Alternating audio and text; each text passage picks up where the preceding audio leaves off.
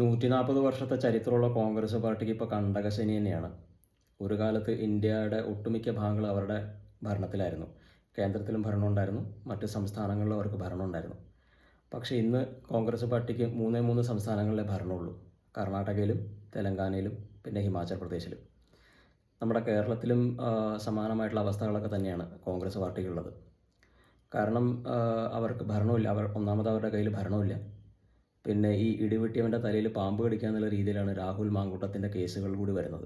അതുകൊണ്ട് തന്നെ 2026 ഏപ്രിലിൽ നടക്കുന്ന അസംബ്ലി ഇലക്ഷൻ ഒരു മേജറായിട്ടുള്ള ഉറ്റുനോക്കുന്ന കാര്യമാണ്. കാരണം കോൺഗ്രസ് പാർട്ടിക്ക് ശക്തമായിട്ടുള്ള രീതിയിൽ ലീഡ് നേടാൻ പറ്റിയില്ലെങ്കിൽ അവരുടെ കാര്യം ഏതാണ്ട് കേരളത്തിൽ തീരുമാനമാവാൻ സാധ്യതകളുണ്ട്.